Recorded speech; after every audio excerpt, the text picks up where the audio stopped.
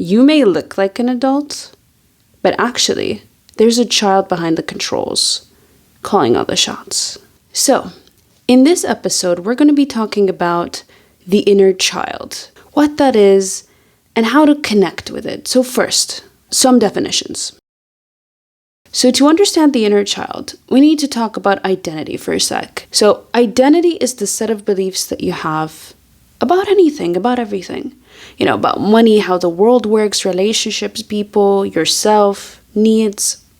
And these beliefs are formed in childhood. So for example, if you were brought up believing that the world is scary, then you're going to be someone who fears the world, who fears change, who fears unfamiliar things and other people. So the inner child, when we use that word, we're talking about that period of your life that you likely still carry with you. So again, if you're a fearful person, a person who's just closed off to the world, you're going to carry that fear and those beliefs with you as an adult. But it came from childhood. So inner child, who you were as a child, and how that identity is still with you, basically. Now, it also means some other things. It means playfulness, youthfulness, that part of you that wants to see the good in things and wants to play. So it's that side of you. But here's the thing about children. They are so open and so energetic. But this energy is very raw. It doesn't have structure yet. It doesn't have the means to express itself.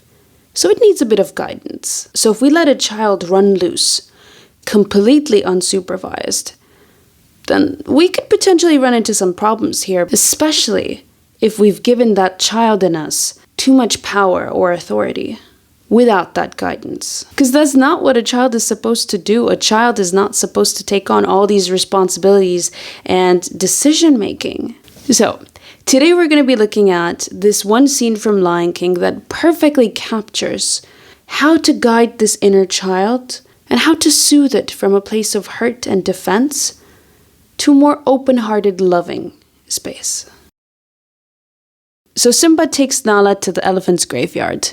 It's scary, they were warned, but he wanted to show off. He's like, I don't fear anything, I'm cool. I laugh in the face of danger. But they get into some trouble. Mufasa has to save them, and he has a stern talking to from his dad. Zazu, Yes, sire? take Nala home. I've got to teach my son a lesson.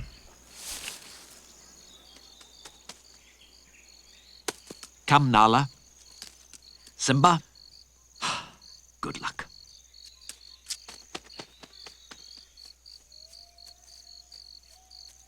Simba!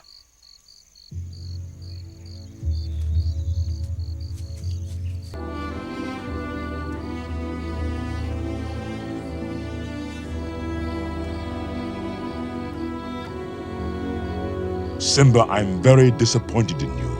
I know. You could have been killed. You deliberately disobeyed me. And what's worse, you put Nala in danger. I was just trying to be brave like you. I'm only brave when I have to be. Simba, being brave doesn't mean you go looking for trouble. But you're not scared of anything. I was today. You were? Yes. I thought I might lose you. Oh. I guess even kings get scared, huh? Mm-hmm. But you know what? What? I think those hyenas were even scareder. 'Cause nobody messes with your dad. Come here, you. Oh, no, no! Come here.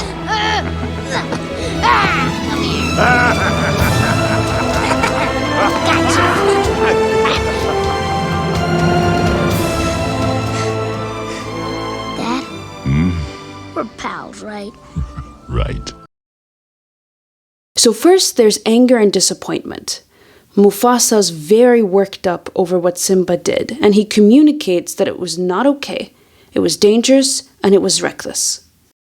So Simba starts to panic. He's scared, he's having a full body reaction to this authority figure coming down on him.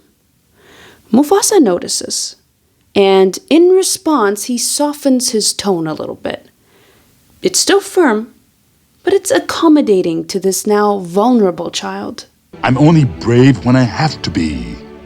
Then Mufasa explains what bravery actually means. He provides guidance.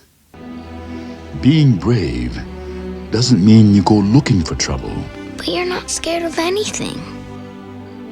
I was today. Because a child's perspective is very limited. They may not consider the many other possibilities and variables that we as adults can consider.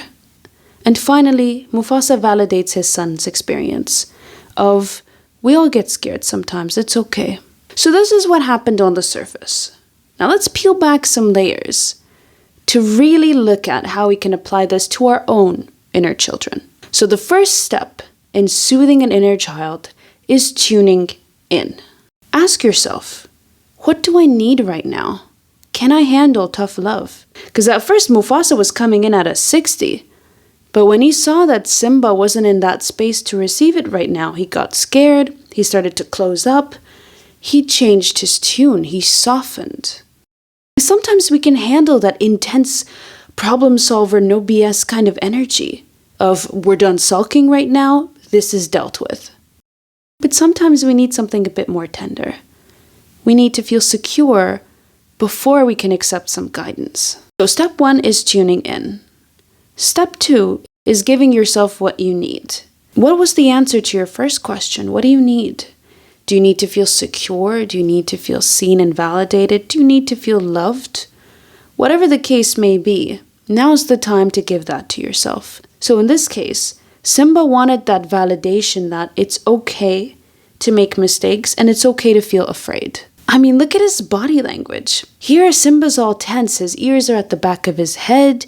He's breathing short and shallow. He's basically having a little panic attack. He's terrified. He fears that he's going to be abandoned. He's like, if Dad is disappointed in me or if he hates me now, he's going to leave me. These are child thoughts, because like we said, when we're children, we have that very narrow and limited perspective. But then when Mufasa softens, you see his body language open up more. You know, he's more relaxed. You see the light come back to him. He's playful again.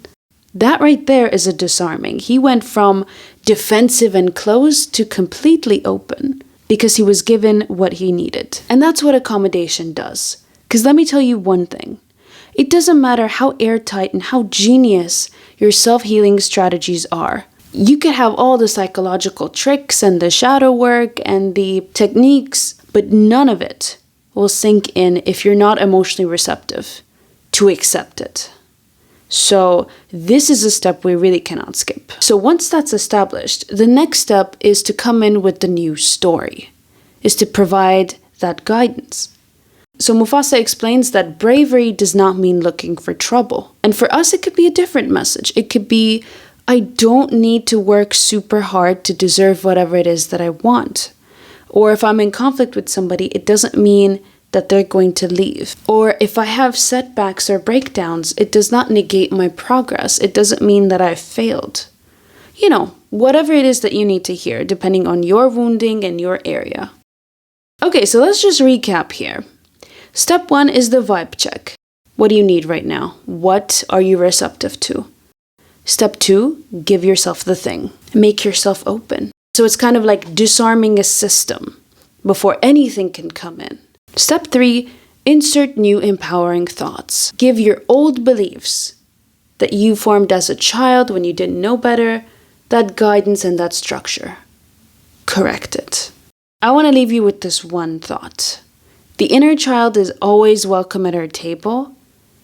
Doesn't mean they have to be the ones to call the shots. Thank you so much for listening. I'll catch you next time.